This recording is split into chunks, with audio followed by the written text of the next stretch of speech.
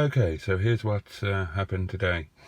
Shison has been parked up for a couple of weeks. It was a fortnight ago today that we had a little road trip out to Winnett's Pass.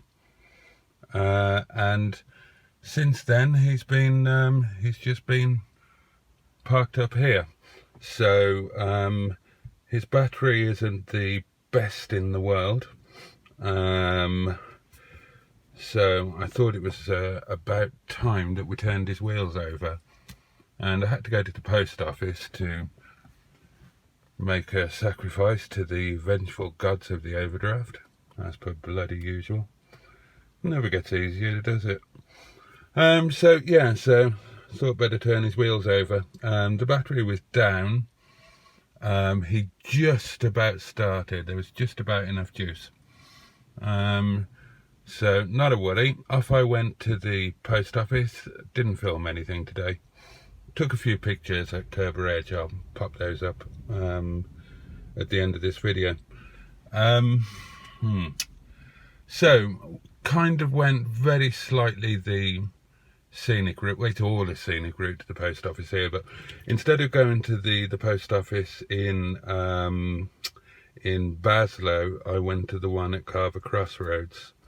And went up over the top, down through Olabar and down Foxholes into Grindleford. And there is traffic lights at Carver Crossroads, and I just noticed that sitting there in traffic, the temp gauge was just starting to creep up.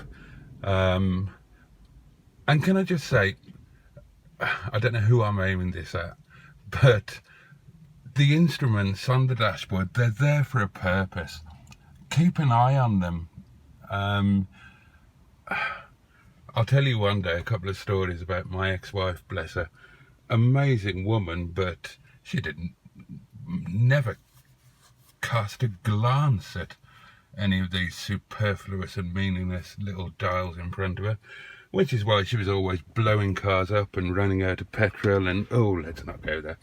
Anyway, so I noticed the temp gauge was slightly creeping up. As it happens, the lights changed. If any of you know Carver Crossroads, the post office is right there. It's part of the spa. So I was quickly parked up, no problem. So let the car cool down, pulled the bonnet, had a look, and sure enough, the coolant was well down. And it has been topped up. Not long after I got the car in January. Where are we now? So 2-3 months. It has been topped up, and it was well down. So I carry coolant with me, topped it up, had a quick look, because it's a K-series. You know, you lose coolant, you're going to fear the worst, aren't you? I won't say the words, but we all know what's commonly deemed to be the Achilles heel of the K-series lump. Somewhat unfairly, perhaps, but there we are. So had a look at the oil cap, and sure enough, I could see a hint of the dreaded mayonnaise. Anyway, so I kind of gave it the beans on the way home, quite a lot of the beans. Not sure why. Actually, I do know why. It was because I was watching a video from another car channel. Well, that's making mine sound as if it's a car channel. It's not. It's me waffling and putting up my lunches and suppers and occasionally featuring a car. But anyway, I was watching a car channel where the goodly Colonel Mustard, whose Project Nigel is suffering similar woes at the moment, gave his car a bloody good thrape up Blackstone Edge or whatever it's called, somewhere where he lives in the north, I believe. Anyway, I had to go. So I thought I'd do a similar thing. Don't know why, I've got zero mechanical knowledge. But see what happens, you know. Anyway, it's just good fun, isn't it? And also, CVT gearbox. In all the time I've had the car, I haven't really given it a walloping. And I was kind of curious to see how that would work with the CVT gearbox. Does it have, does it kick down like a normal box? Because it's always trying to maintain the same 2000 revs. So anyway, we should do it. We'll do a video on that. We'll do a video on the old CVT box and how it works and everything. Do a bit of research on that first, so it sounds if I know what I'm talking about. Anyway, got it home and lifted the bonnet and had another look. I'll put footage of that in. If I can work out how to kind of put it in the middle. In fact, if I do a pause,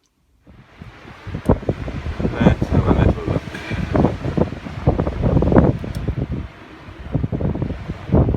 God, that's tight.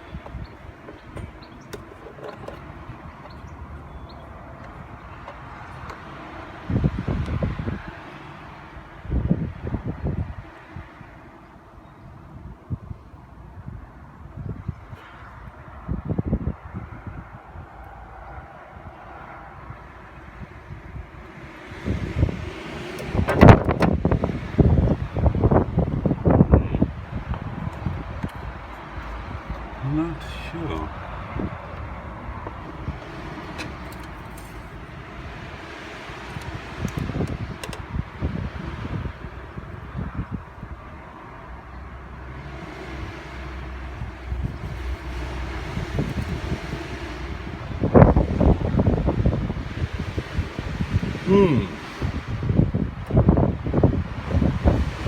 Well, let's monitor and hope for the best, I guess.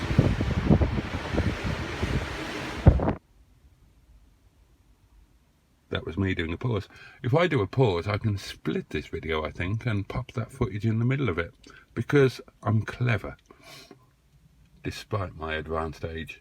Anyway, opened the bonnet, had a look, and as you can see when you look at the footage, didn't look so bad, and didn't really see anything. But definitely losing coolant, so could be any one of a number of things. Other than that, there's no other obvious signs of any, oh, well, let's say the words, any head gasket issues. There is an issue with the heater, but I know that that's to do with the sticky heater control valve, nothing to do with coolant. So what can we do? Obviously monitor the situation, keep an eye on the coolant, keep driving him now and then and see what happens. So fingers crossed, let's hope for the best. Oh, and I must do an update on the gramophone because I've got that new head unit to try, haven't I? We'll do that another day. Just say a quick hello to Bob, the inexpertly constructed palace of motory delights. Aha.